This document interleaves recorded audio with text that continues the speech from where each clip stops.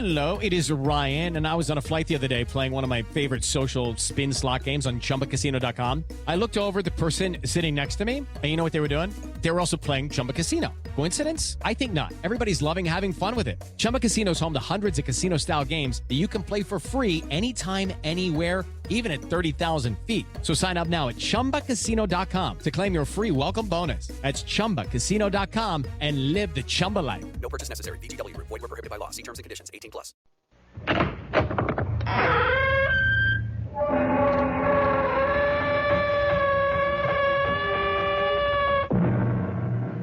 Come in. Welcome. Welcome to Mystery Theater. I am Hyman Brown. Those of you who have attended performances in the Mystery Theater know that there are certain tales that particularly entrance and intrigue me. They deal with the unusual, the unfamiliar, the unexplainable. So I have turned today to that master of mystery, Wilkie Collins, who has a habit of coming up with a story that's always making me say, why, that's not possible. Or is it? Xavier Yardley Zenith, can you hear me? Yes, I can, Uncle. It's me, Xavier. Are you a ghost? Why didn't Father Daly bless my coffin? I wanted him to, Uncle. But he refused. Absolutely refused. Why, Xavier? Because he said you didn't die a natural death. You must make him bless the grave, Xavier. I cannot rest until he does.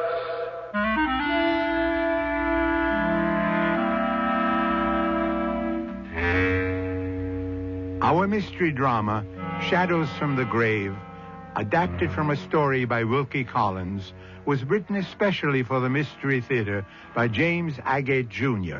and stars Christopher Tabori and Fred Gwynne.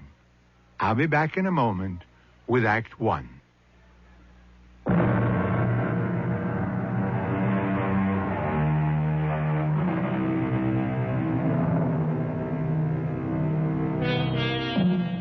One invariably associates mysterious with lonely old houses, strange small inbred towns, peculiar characters. And I have to admit, this story follows that pattern. The man who told it to me is one XY Zenith. You can imagine the comments this poor guy has gone through life with. Nevertheless, he didn't seem to mind when I said, XYZ, would you tell us about your extraordinary adventure yourself?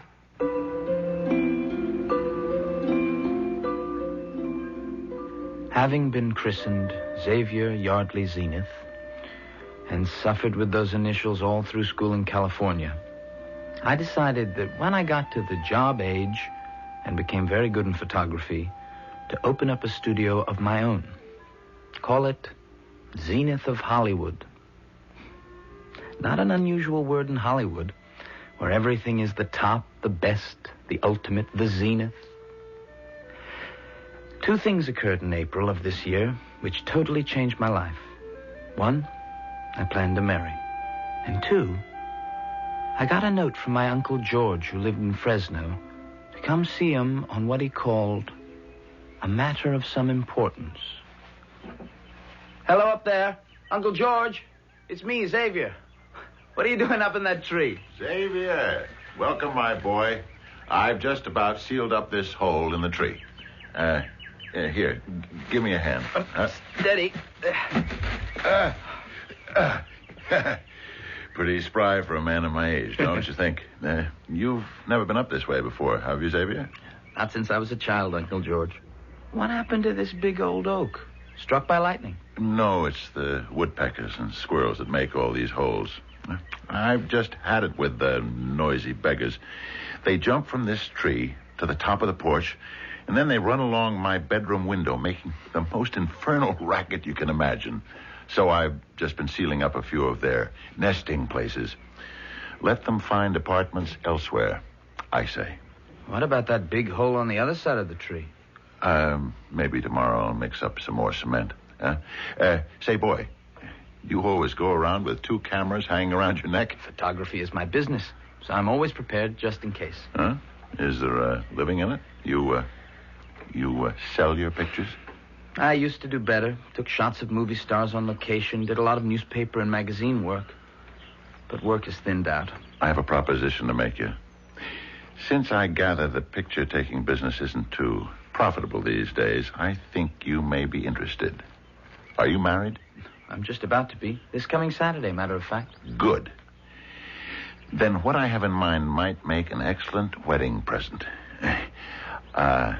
I'm not a rich man, Xavier, but comfortably off. 59 acres, orchards, gardens, this house, and a private family vault on the premises. You're joking. You own a mausoleum? Death is not a joke, Xavier. I am going to die in a week. You? No, you're not. You look fit as a fiddle. An ill-tuned fiddle. No, death is only a few days off for me. I've known it would come to this for some time, so it's no surprise. I'd like to show you where I'm going to be buried. Here we are. That's Carrara marble and Vermont granite. Those 2 locks on the bronze door are an invention of mine. Mind if I take a picture of it? Not at all. There's no one in your private mausoleum now, is there? No. There was.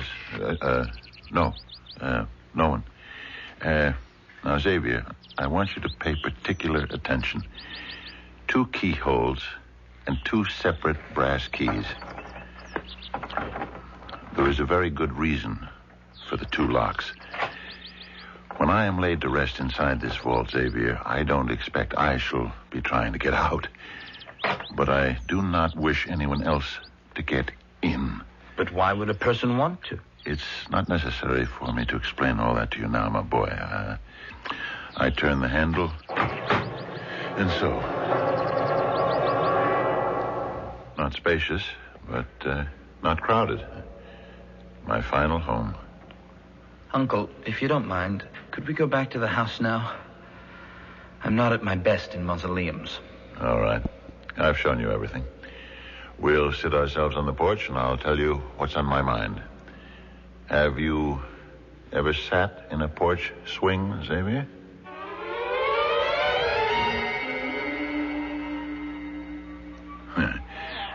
Comfortable? I love these old swings. Xavier, I have no choice. You are my only living kin. There is no one else. I'm leaving all my worldly possessions, this house, the contents, the grounds, everything to you, on one condition. You must live here, and every day, every single day, mind you, you must go to that mausoleum and make certain there's been no one tampering with the locks. Uh-huh. And that's the only condition, Uncle? The only one. I certainly appreciate your generosity. Can I think it over and let you know? I'd like to talk it over with Catherine. Absolutely not. You're going to agree right now. But, Uncle... But what? You can have your Zenith of Hollywood office right here. This place is plenty big enough. You can turn the solarium into a studio if you like. I don't care. I won't be here. It's all decided then? Good. I'll have Henley take you to the top of the hill. A good view, and you can see most of the property. Have a tug at that bell pull, will you, Xavier? My dear boy, you don't know what a relief this is. My fate lies in your hands. Wait just a moment, Uncle. I haven't agreed to this inheritance yet. But if I do, and I find someone's been at the locks of that mausoleum, what should I do? In my desk in the library, bottom right-hand drawer, is a letter of instructions. The envelope has one word on it. Joshua. Did you say Joshua? But, unless someone has been trying to break in, that letter must never be read. You rang, sir? Yes, Henley. This is my nephew, Xavier Yardley Zenith. He's going to be living here. I want you to acquaint him with the property. Very well, sir. Goodbye, Xavier. I shall not be seeing you again. Have a good walk. Well, my dear Joshua, your old friend George Zenith has found a way to outwit you. Do you hear me, Joshua?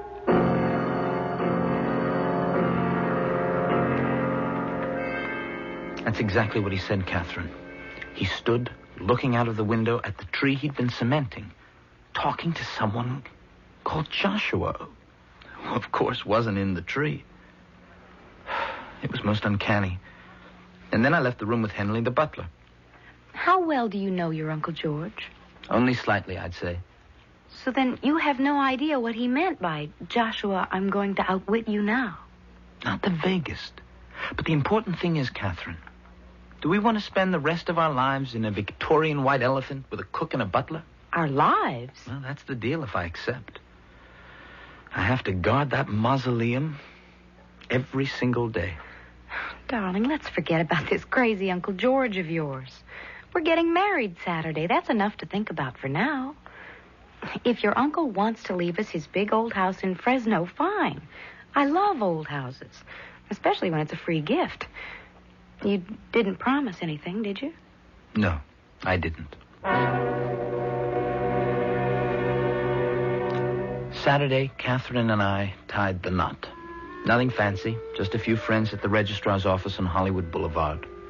About a dozen of us drove out to Laguna Beach for a wedding breakfast, and we just got around to toasting one another in California champagne when my service tracked me down and left a message that Uncle George had died. And would I come back to Fresno? I'm Father Daly, Mr. Zenith. Your uncle came occasionally to our church.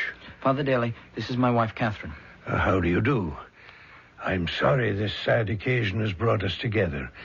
Not a very auspicious first married week, is it? It's hard to believe. He seemed so healthy. And when he talked about being dead in a week... Did he?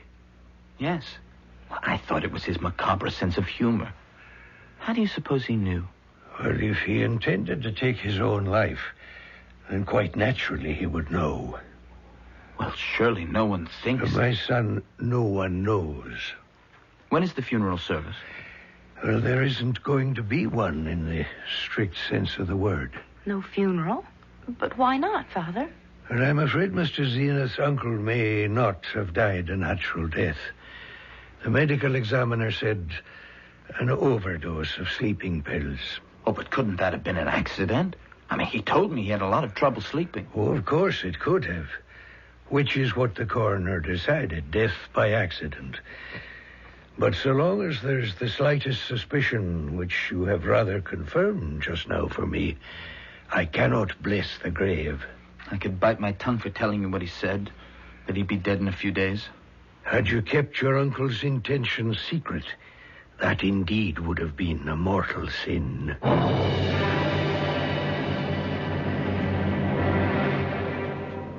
Yes, Henley. You wish to see me? I do, sir. Cook and I want to leave. You wish to leave this house? But why? While your uncle was alive, there were some very peculiar things going on, but out of loyalty, we just couldn't go. Peculiar things that frightened you? Oh, yes, indeed, sir. Strange voices and goings-on and awful shrieks, like someone being attacked. Terrifying, if you ask me. I quite agree with you. Have you heard such noises since my uncle passed away? No, Mr. Zenith. Well, then I suggest to you, the noises died with him. Now, I'll double your salary, Cook's also, and I don't want to hear any more about your leaving. Well, you put it that way, sir. We'll be happy to stay on. Every day, I'd go out and check the locks on the family vault. Catherine and I started making over the solarium into a studio, and I ordered equipment for a darkroom. But then, one night, I had a strange dream. Xavier Yardley Zenith. Is that you, Uncle George? Why didn't Father Daly bless my coffin? I wanted him to, Uncle, but he wouldn't. He said there was some question as to how you died. You must insist he bless the coffin. I cannot rest until he does. Uncle George, am I really talking to you? Or am I imagining things in my sleep? Promise me you will make Father Daly bless my remains. Otherwise, I am lost. I am lost.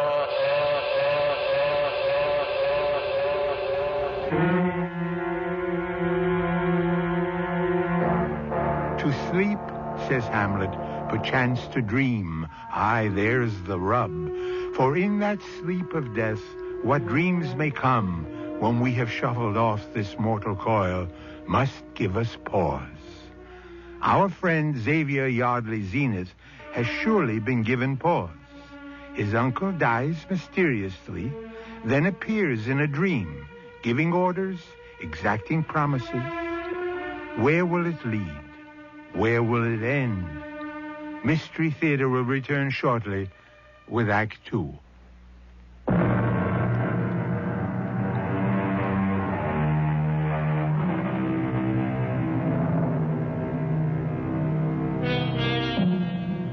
It has been an enigma for thousands of years.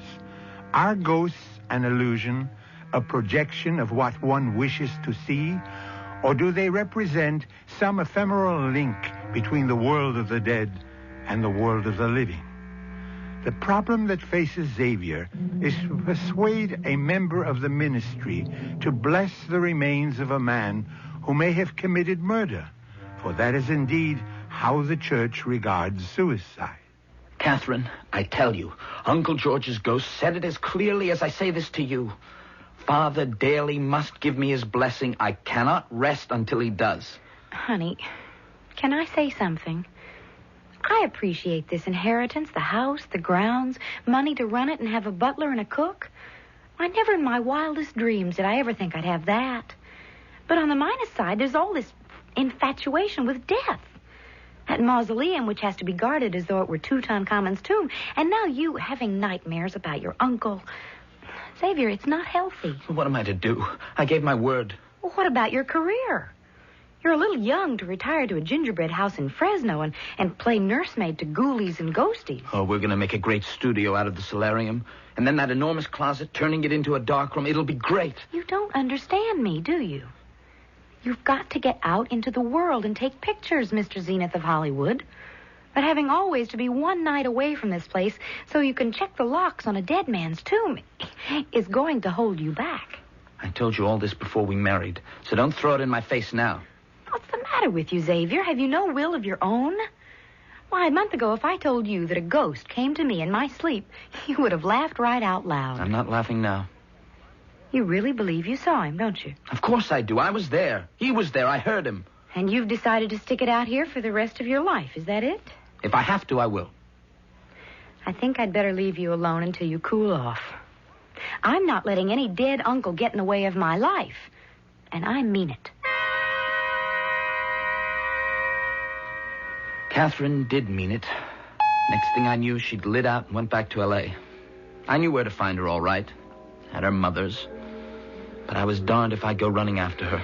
My dear Mr. Zenith, my hands are tied. The church simply cannot acknowledge any untoward death. Father Daly, for 3 nights running, Uncle George has appeared to me at night saying, "Help me lie and rest. I cannot until Father Daly blesses my coffin." Xavier, may I call you Xavier? I wish you would. My boy, you and I are both modern men at the edge of the 21st century. For you to tell me that you're being visited by your uncle's ghost, while I won't discount it as a possibility, it's much more likely to be your own conscience worrying you to such an extent that you can convince yourself that you've seen him. You tell me it happens when you're asleep. I say to you, yes, it could, but that still doesn't make it any more than a dream. Last night, he said I should read some of the books in his library, and I would understand. Go read your uncle's books. And if this brings you peace of mind, then you'll know whether his appearances are fact or fancy. That's just what I aim to do, Father. You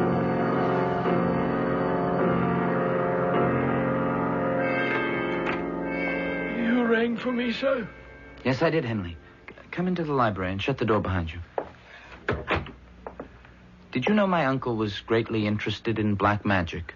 Well, I did tell you I was aware something strange was going on. He and Mr. Tree, they did some kind of... I don't know what you'd call it. Mr. Tree? A friend of your uncle's. They spent a lot of time together, and then a year ago, Mr. Tree went away. Can you be more specific than something strange? Well, sir, there'd be a lot of candles. Hundreds, in fact. They'd have them all burning. And there'd be incense and chanting. Right here in the library, Mr. Zenith. I've been reading these books, and what amazed me was how many of them deal with the power of black magic. I remember him asking me to bring home a cup of holy water from the church, and I said to him, well, sir, you're supposed to go to church in person and bless yourself with holy water, not bring the holy water here. And your uncle said, getting the holy water is the easy task. I have to get the blood of a child to mix with the water. Henley, did you ever find out what it was for? No, I didn't. I didn't ask. And I didn't steal the holy water from the church either. Henley, you strike me as a sensible man. Will you do me a favor tonight? I generally take a walk in the garden after dark. Perhaps you'd walk with me. Well, certainly, sir.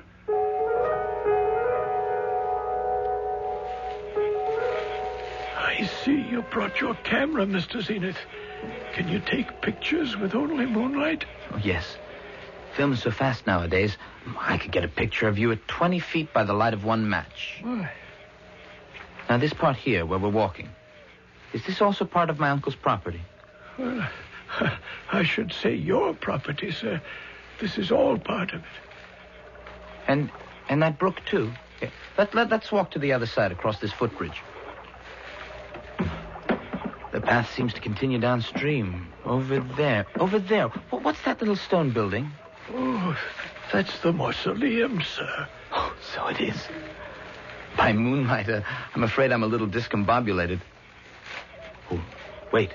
That's a good shot from this side of the brook. The mausoleum reflected in the water. Yeah, I think I got it. Henley. What's that? What's what, sir? The figure of a man. I just saw him in my viewfinder. Then he disappeared. Where, sir? There. Again. Can't you see it? Yes, there was someone. He's moving away from the mausoleum. You see him?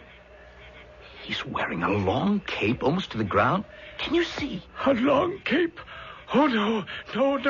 Excuse me, Mr. Zenith, but I must go now. No, wait, just a minute. What is it? Sir, will you please let go of my arm? Yeah, I will when you tell me. Now, do you know that man? He's come back. Oh, I never thought we'd see him again. Henley ran off. I followed the man in the cape, keeping my distance across the brook. He seemed to glide over the earth. I ran across the footbridge towards him, and then he disappeared. I turned back to the house, and suddenly there he was, standing against a big oak tree. And then he seemed to melt right into it. I do apologize, Mr. Zenith, for my behavior last night, leaving you like that. Yes, I was rather puzzled. You're a photographer, sir, and so I have something to show you. This snapshot. Do you see that man? Yes. It's very like the thing I saw last night. A hunched-over man with a long cape. Why, it looks like he's talking to someone. Someone out of camera range, possibly. Well, that's the peculiar part of it. He was talking to someone. I took a picture of the two of them. But the other man's not in the picture. Are you saying this person we can't see was there but didn't register on the film? I don't think I understand. Perhaps it's better that you don't, Mr. Zenith. What about the man whose picture you got? Do you know him? It's Mr. Joshua Tree, sir, when he used to live here. And now he's come back.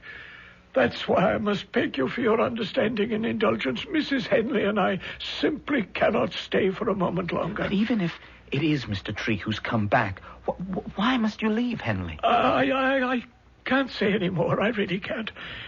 But if you want my advice, Mr. Xavier, if you value your life, you'll leave here also.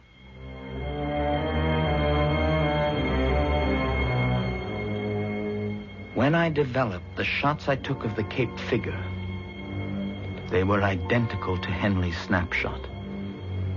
That night, from the darkened library, I watched the oak tree. At midnight, the figure in the Cape appeared. I crept out of the house, following it to the door of the mausoleum. This is what Uncle George must have meant. I reached forward to stop the man. Something hit me on the head from behind. I blacked out.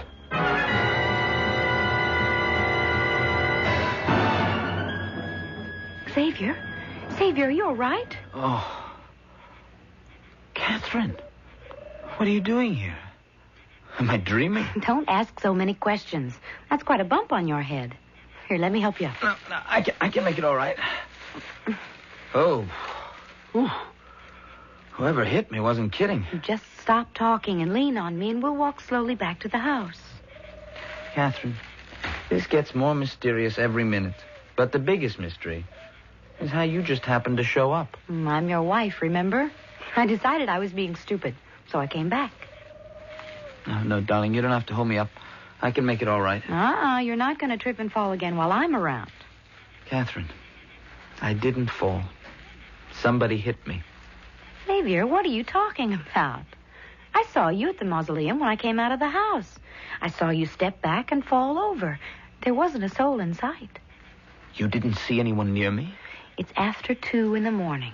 When we get back to the house, to bed you go and not a peep out of you. You don't believe that I was hit from behind? I believe my eyes, and they didn't see a thing.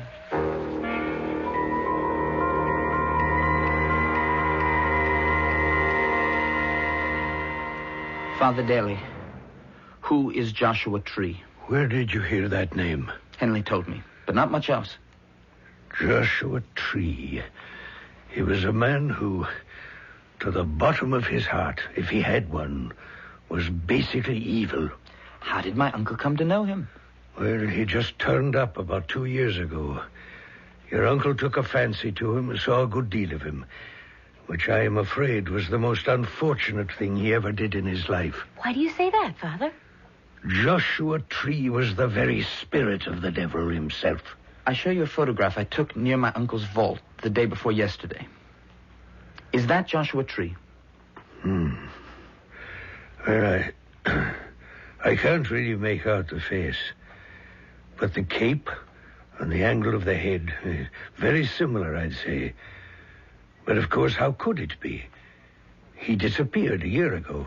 Father, here's another picture. Is that the man? Yes, that's him. You didn't take this picture, did you? No. It was given to me by Henley. He took it. Now, if that's Joshua Tree, you notice he appears to be talking to someone, but there's no one there. Oh, yes, there is. But the camera can't record an apparition. You mean Joshua Tree was talking to someone, but we can't see him? Because, my dear young lady, that invisible thing is a familiar. What's that? A familiar is an evil spirit visible to very few. The devil can see him, as can a sorcerer's apprentice. So you were saying Joshua Tree was such an apprentice?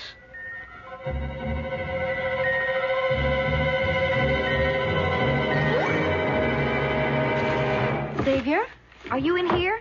There's nothing here. I'll try this drawer. What are you doing? Nothing. What do you mean, nothing? I mean, there's nothing in any of my uncle's desk drawers. And he told me there was. Xavier, why don't you answer me? Because I don't have any answers. Let me see if I can get under this desk. Knock the wood. Maybe there's a secret drawer. Ah, yes, it's hollow here. Listen. One of these drawers is short. Behind it, there must be. Yeah, here. I'll pull this drawer out, and I'll put it on the floor. Then, I reach back inside. Yes, I feel something. An envelope. Well, here she be.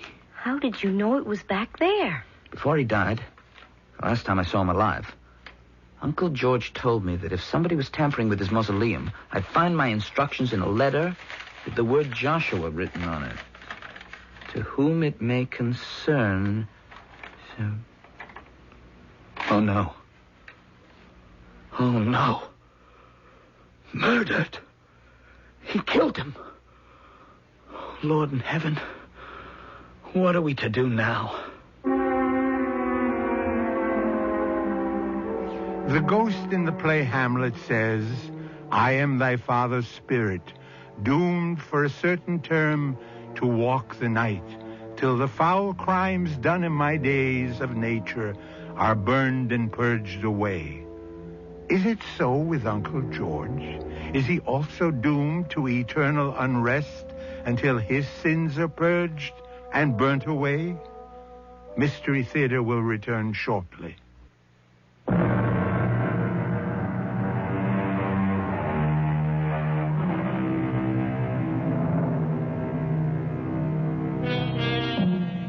It's all very well to pooh-pooh the occult, ghostly apparitions, phantoms that haunt, the deceased who cannot find peace until they find love or forgiven their earthly sins, etc., etc. But the fact remains that time and again, psychic researchers have agreed there are manifestations that defy and disobey nature's laws. And whether we like it or not, the unexplained does exist. I shall never forget that evening.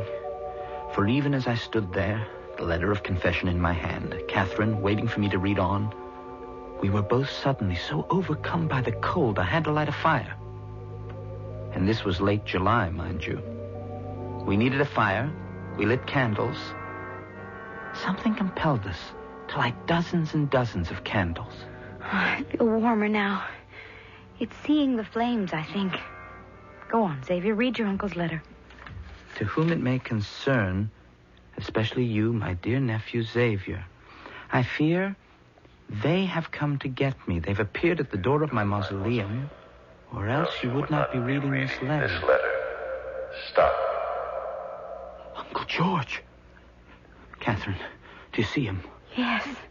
Is that your... Don't be alarmed, my dear young lady. I'm sorry we did not meet before, but only your husband can help me. Is this true?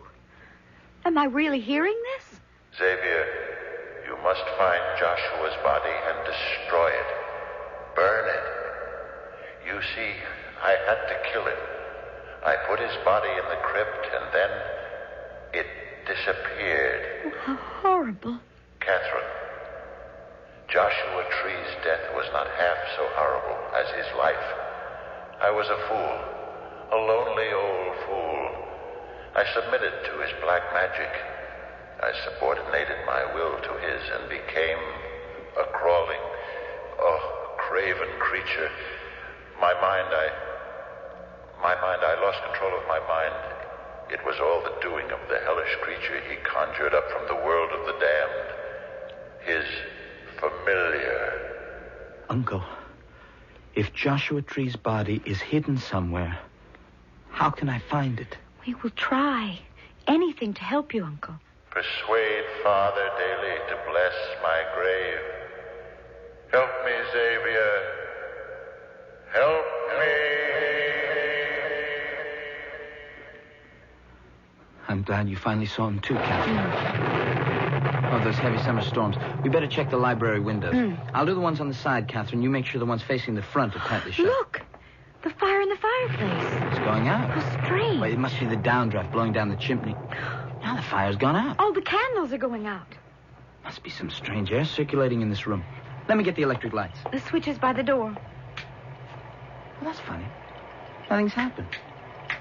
Can't you turn the lights on? No way. Well, that happens often in the country. Get a big storm and the electricity just shuts off. I'll look out the front library windows and see if there are lights in the other houses down the road. Xavier, come here. There's someone out there. Look, pressed against the big oak, a man with a cape. And next to him, a tall kind of man. They're both huddling against the trunk of the tree, trying to keep out of the rain. Catherine.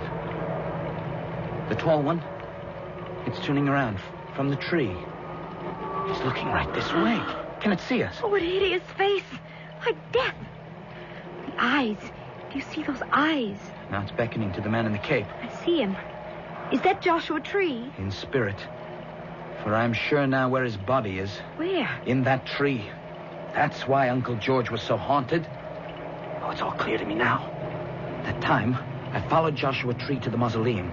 They were trying to get at the corpse of Uncle George. It was the familiar who knocked me down. Am I imagining it?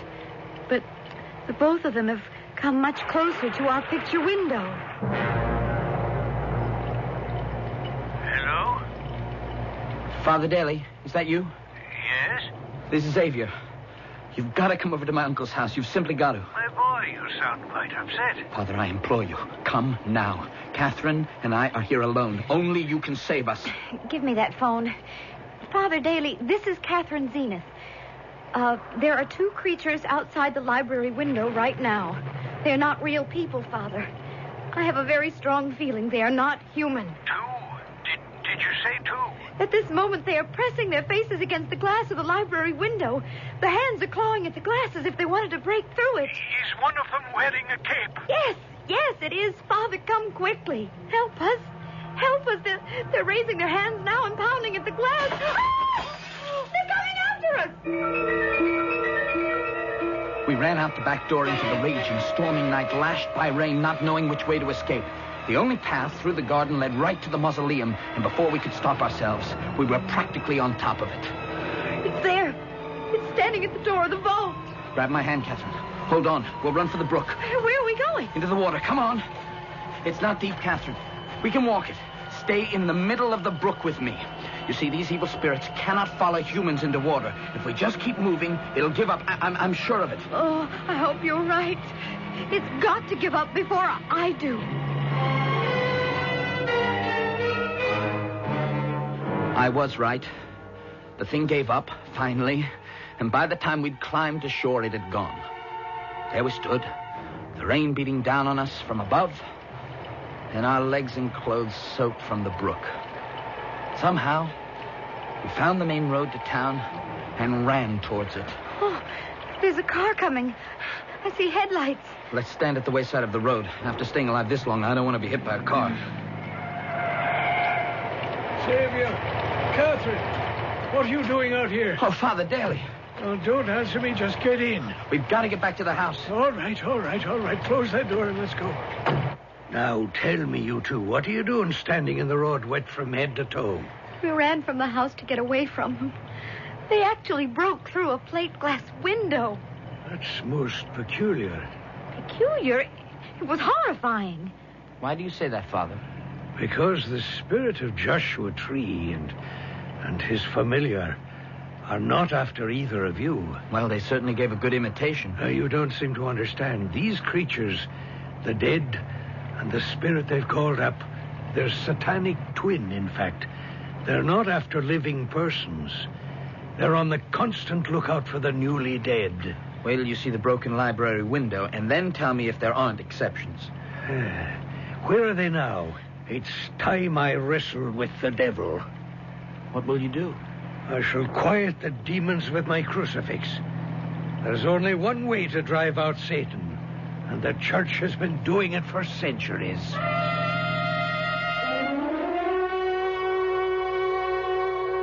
Father, look. The vault door's open. Someone's coming out. Not someone, but some things. They're carrying out your uncle's coffin. Stop! I charge you, archfiends of Hades! Thou hast entertained familiarity with Satan, the grand enemy of God. I charge you, put down that body and begone. Father Daly advanced upon the two creatures, holding his crucifix in front of him. The familiar and the spirit of the murdered Joshua Tree halted, released the coffin, and ran. Father Daly and I carried Uncle George back inside the vault and closed the doors. It came to me in a flash. The big oak tree. It was there we would find the source of the evil. You are right, Xavier. I can see their shadows. I'll hold them back with my crucifix. Somewhere inside this oak are the remains of the man my uncle killed. When we find them, I suspect they'll be wrapped in that long cape he wore. There's a sizable hole on the far side. When I first came here last April, my uncle was up there cementing up some holes. Since he knew Joshua Tree's body had been taken from the mausoleum by the familiar, your uncle might have suspected it was in this tree. I don't look forward to finding a pile of decomposed bones. What do we do with them, Father? Burn them. I'm glad Catherine's in the house. Don't know how she would react to a funeral pyre. We have no choice. Look, Father. The familiar. It's still there. Its minutes on Earth are numbered. Once we have destroyed the body of Joshua Tree, what held it here no longer exists, and the familiar must return to the black beyond. And Uncle George must have known that his body could be invaded after death. And he would have had to walk the earth forever with this familiar. When I find the remains, I shall light the fire to them and hold high the cross. But what about Uncle George? I shall go back into the mausoleum and bless the coffin. Requiescat in pace.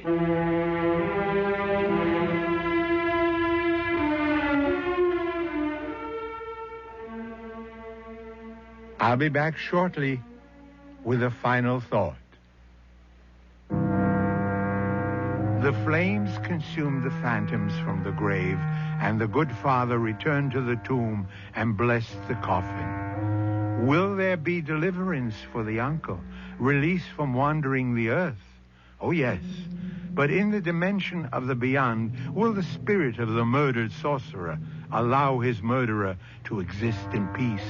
Or will Uncle George discover his eternal torture is just beginning? Our cast included Christopher Tabori, Fred Gwynn, Kurt Benson, and Betsy Beard. Associate Director, Marlon Swing. This is Hyman Brown, Producer Director, inviting you to return to our Mystery Theater for another adventure in the macabre. Until next time, then, pleasant dreams.